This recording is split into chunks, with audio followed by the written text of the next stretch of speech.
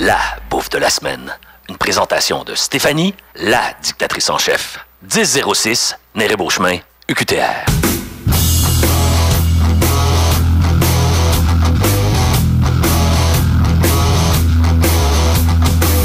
Quand tu prends un coup, la vie est belle.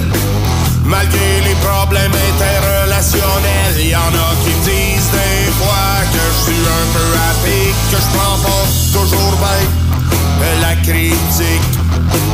Mais ceux qui pensent ça, là, ben, qui montent. Mais en fait, qui boivent de l'eau de coco.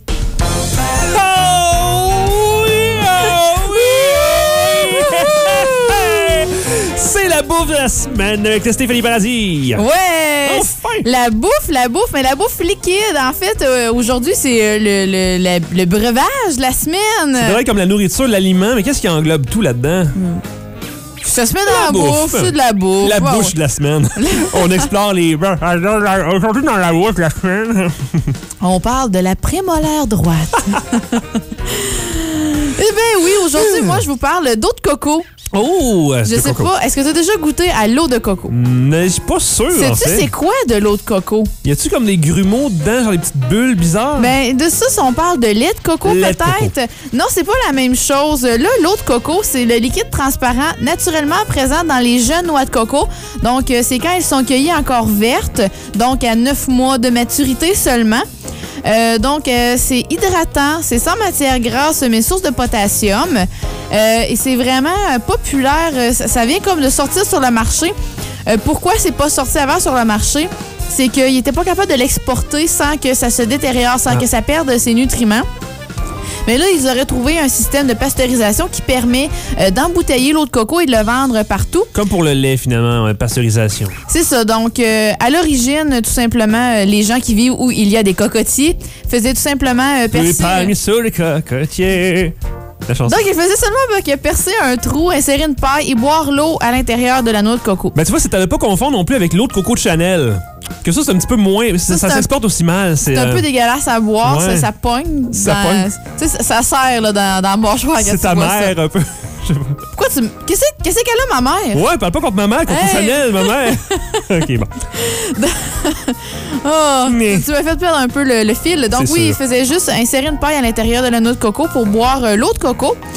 Donc, contrairement au lait de coco, le lait de coco, c'est fait à partir de la chair de la noix de coco qui va être pressée. Donc là, on parle vraiment de l'eau. C'est le liquide qui permet la maturation de la noix de coco à l'intérieur avant qu'elle soit mûre. Donc ça, on en parle beaucoup depuis quelques temps pour son pouvoir hydratant. Donc, c'est très populaire, entre autres, chez les sportifs qui veulent consommer ça après un entraînement pour se réhydrater. Donc, au lieu d'aller vers des boissons sportives qu'on connaît, là,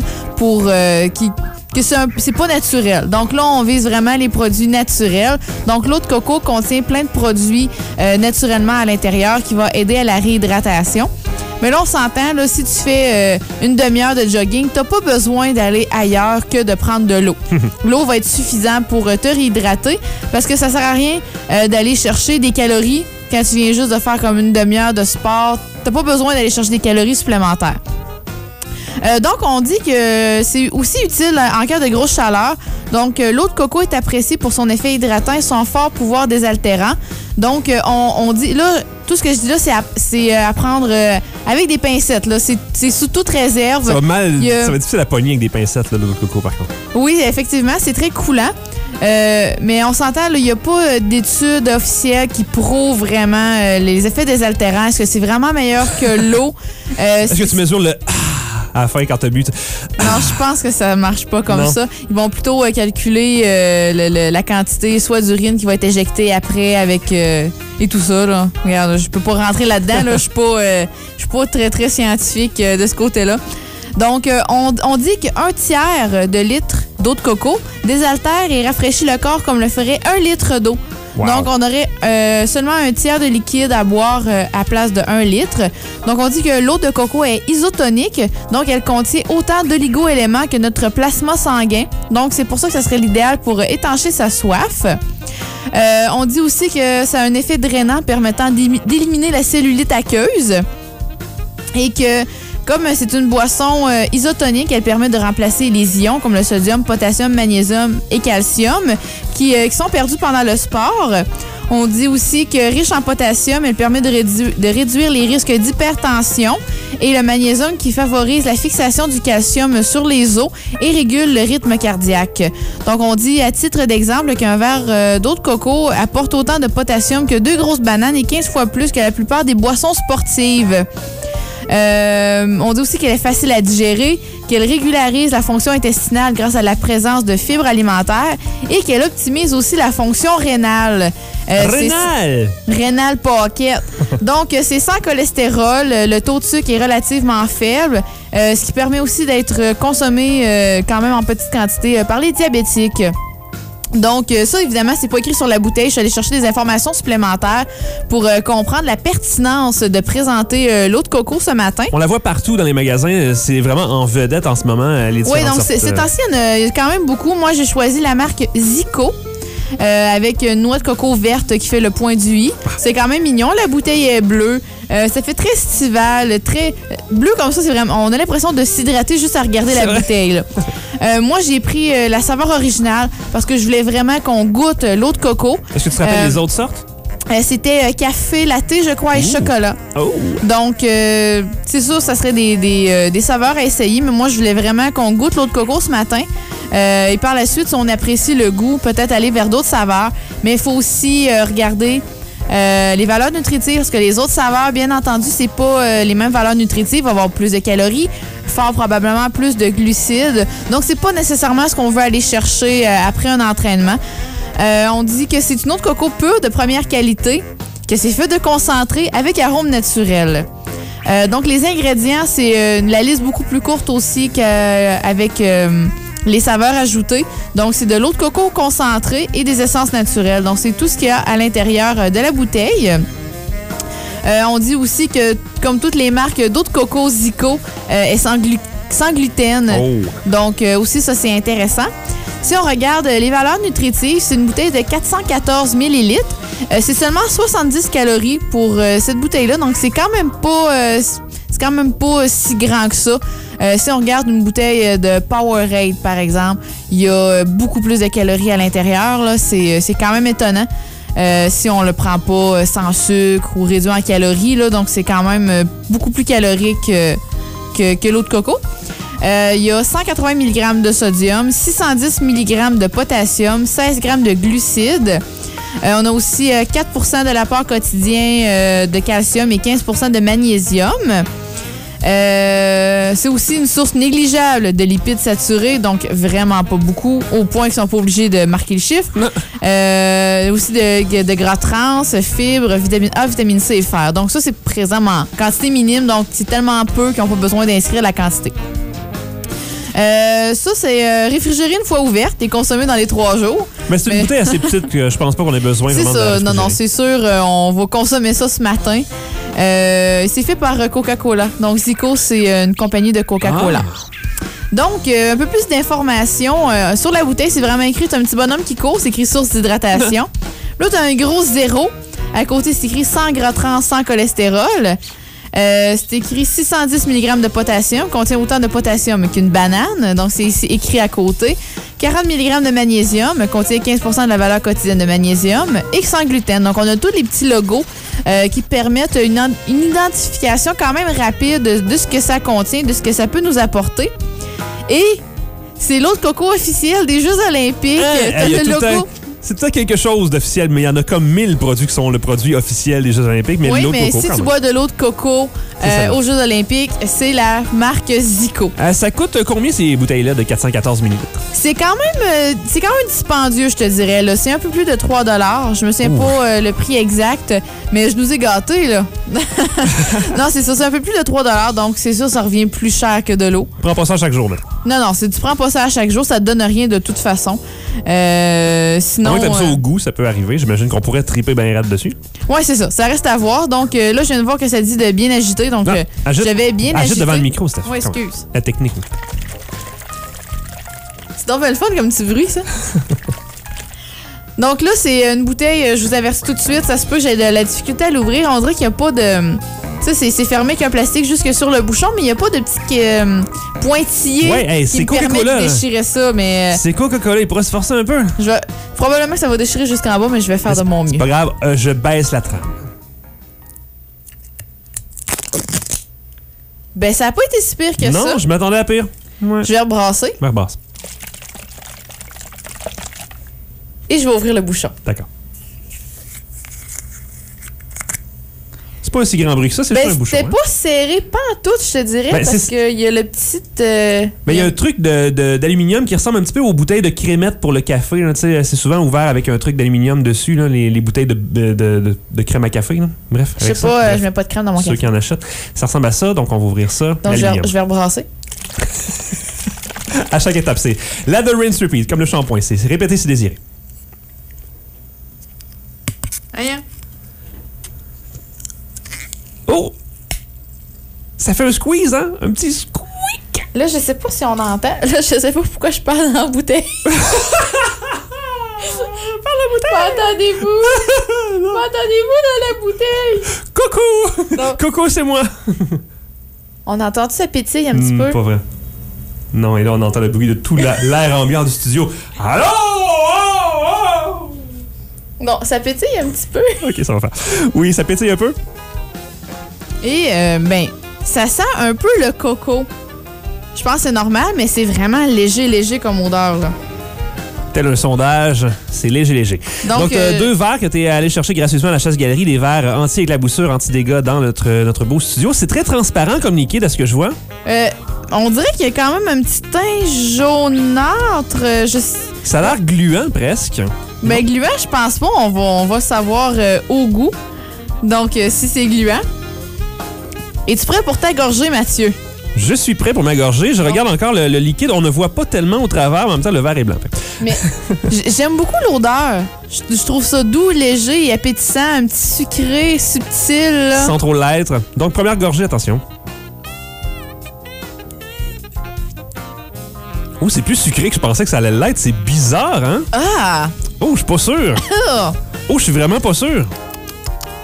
Je commence à pas aimer ça, là. On dirait que ça goûte comme si tu avais fait tremper une noix de coco dans l'eau. C'est vraiment comme de l'eau qui a un petit arrière-goût de coco, là. C'est pas plaisant dans ma bouche, en tout cas. En ce moment. Mais c'est pas gluant du tout, comme tu disais. Oh, c'est très dégueulasse. Liquide. Ah, j'aime pas ça du tout. C'est très, très liquide. Non, c'est vraiment comme de l'eau sucrée. Je sais pas comment le décrire plus que ce que t'as dit. On dirait comme du... Je sais pas. On dirait des mauvaises céréales que j'aurais laissé trop longtemps dans le lait, mais pas la texture, juste le goût de ça. Il y a un arrière-goût. Je sais pas si c'est moi qui capote, là. Mais le goût de sucre, on dirait un arrière-goût de sucre d'orge. Un petit peu. Mais je pense que c'est le seul avantage qu'il y a dedans. Le petit côté sucré à la fin est pas si pire. Mais sinon, ça goûte un peu comme les liquides qui te font boire à l'hôpital avant de te passer des examens. Ah! Pour te remplir l'estomac. Pas un bon souvenir du tout. Une autre gorgée de la part de Stéphanie directement de la bouteille. Je pense que c'est concluant pour nous. C'est pas pour nous. C'est dégueulasse. Non. Je finirai pas mon verre, je pense. Ben non, moi, je bois pas ça. Là. C'est rare parce que c'est la première fois dans l'histoire jusqu'à maintenant, l'histoire qui a comme 3-4 chroniques, là, on s'en portera pas trop, mais qu'on n'a pas aimé le produit du tout. Écoute, je compte bien. Je sais pas si ça vaut la peine de boire ça pour les vertus que ça apporte alors qu'il n'y a même pas d'étude qui a prouvé quoi que ce soit. Là, oui, il y a des suppositions, mais c'est pas prouvé à 100%. Je sais pas si ça me donne le goût de boire ça juste pour des suppositions. Quoi que je m'habitue un petit peu après avoir pris 4-5 gorgées. Le côté sucré est plaisant, mais pas assez pour me gagner. Ben, c'est parce que moi, étant donné que j'ai passé quand même, comme je disais, beaucoup d'examens à l'hôpital, ça me rappelle vraiment, vraiment le goût de certains liquides qui nous font boire de force. Là. Donc, étant donné que ça me rappelle ça, on s'entend que ça me lève le cœur. Ouais. Je suis pas très fan, mais bon, hein, si on veut savoir si c'est bon, si c'est pas bon, il faut le goûter, il faut l'essayer. L'eau de coco, je pensais pas très concluant. Il y a comme plein d'arrière-goûts étranges. Ça goûte pas vraiment la noix de coco. L'arrière-goût est très, très subtil. Mais il y a un puissant goût de sucre, mais un goût comme délavé, si on veut. C'est très atténué, mais puissant en même temps. C'est quand même difficile à expliquer. Je pense que la meilleure façon, c'est d'y goûter. Peut-être qu'avec tes saveurs de chocolat ou de café, peut-être que c'est bon, mais moi, j'ai l'impression que le petit arrière-goût dégueulasse va tout le temps rester là. Mais moi, d'après moi, c'est pour ça qu'ils ont fait chocolat et café, c'est que c'est deux saveurs qui sont très, très intenses, donc ça va venir masquer l'original. Probablement. D'après moi. Donc, c'est la Zico par Coca-Cola, c'est la nouvelle eau de coco disponible en magasin. Et probablement que ça goûte la même chose. Toutes les compagnies, parce que c'est de l'eau de coco faite concentrée, je veux dire, c'est juste de l'eau de coco, des arômes naturels.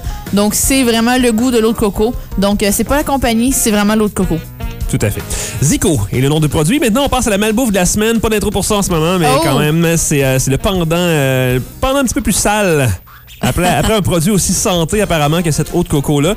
J'ai déjà fait le test ici dans une précédente chronique bêta de la bouffe de la semaine. À l'époque, on appelait ça... comment est-ce qu'on appelait ça? Hein? Puis on insérait le mot ici, le chocolat de la semaine à l'époque. Oui. Donc, j'avais amené un sac de bonbons Cadbury qui était du popcorn entouré de chocolat. Tu te rappelles de ça? Ben oui. Il y a une nouvelle version qui vient de sortir, c'est nouveau. C'est les Crunchums et c'est ce qu'on appelle les grignotines au maïs.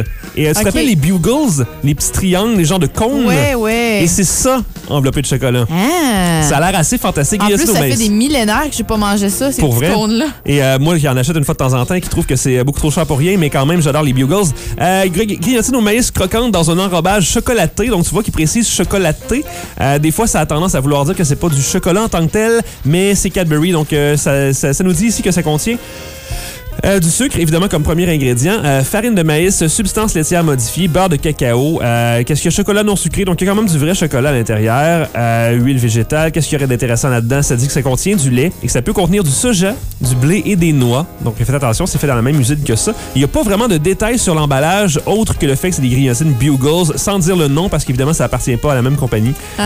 Donc quand même, mais on le voit par l'apparence, ils ont fait exprès pour montrer l'intérieur sans chocolat. Ben oui. Pour que tu le vois de très très loin. C'est les Crunchums de Cadbury. Et donc, on n'a pas énormément de temps pour y goûter. Donc, on va tout de suite ouvrir le sac. Et Stéphanie, je te laisse la chance de nous faire ça comme toujours. Quel honneur, merci.